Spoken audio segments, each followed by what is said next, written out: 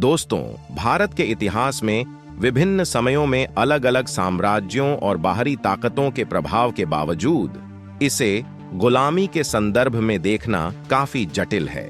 भारत में बाहरी आक्रमणकारियों, व्यापारियों और साम्राज्यों ने विभिन्न तरीकों से शासन किया। इसके बावजूद भारत के इतिहास में कुछ ऐसे प्रमुख कालखंड हैं जब इसे बाहरी ताकतों द्वारा अधीन किया गया, जिसे गुलामी के रूप में देखा जा सकता है।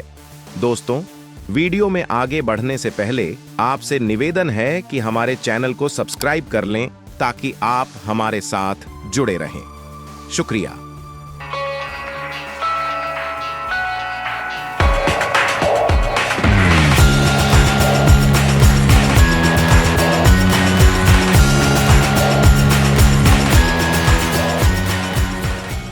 मुगल साम्राज्य की शुरुआत।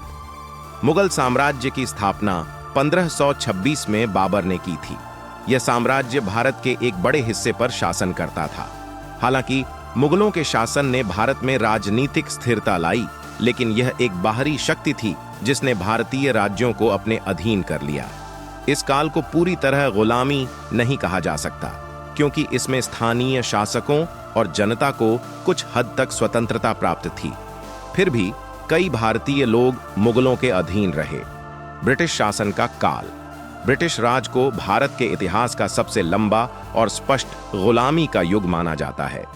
1557 की क्रांति के बाद भारत की सत्ता सीधे ब्रिटेन के अधीन आ गई।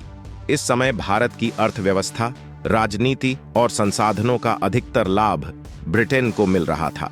भारतीयों को उनके अधिकारों से वंचित रखा गया। यह युग 1947 में भारत की स्वतंत्रता तक चला। इतिहास को तोड़ मरोड़ कर प्रस्तुत करना। आजकल इतिहास को जिस तरह से तोड़ मरोड़ कर प्रस्तुत किया जा रहा है, यह कोई नई बात नहीं है। वर्तमान सरकार हिंदू राष्ट्रवादियों का प्रयास है कि इतिहास को अपनी विचारधारा के अनुसार पेश किया जाए।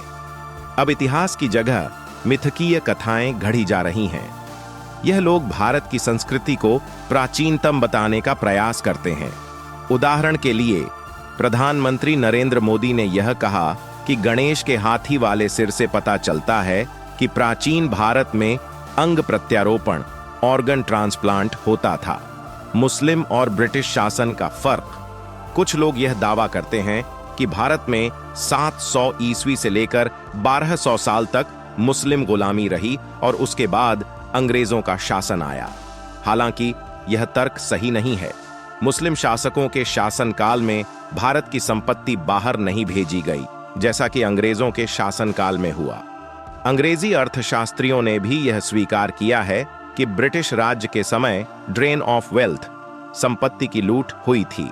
कुछ लोग ब्रिटिश और मुस्लिम शासन को एक साथ मिलाकर प्रस्तुत करते हैं। इसका कारण यह है कि अंग्रेजों के खिलाफ स्वतंत्रता संग्राम में उनका कोई योगदान नहीं था, इसलिए वे गुलामी के 150 वर्षों को बढ़ाकर 1200 साल का दावा करते हैं। भारत का नाम कैसे पड़ा? भारत को इंडिया और हिंदुस्तान के नाम से भी जाना जाता है। भारत के नाम का इतिहास बहुत प्राचीन है। प्राचीन काल में इसे जम्बू द्वीप, भारत खंड, आर्यावर्त और हिंद जैसे नामों से जाना जाता था। भारत का नाम सिंधु नदी, इंडस नदी से निकला है। सिंधु शब्द का अर्थ नदियों और समुद्र से भी है। समय के साथ इस क्षेत्र को सप्त सिंधु और फिर हिंद कहा गया। इंडिया नाम ग्रीक भाषा के शब्द इंडिका से निकला है। नाम बदलने की बहस।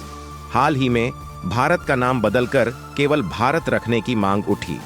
सुप्रीम कोर्ट में यह मामला भी पहुंचा, लेकिन अदालत ने कहा कि भारत का नाम संविधान में पहले से ही दर्ज है।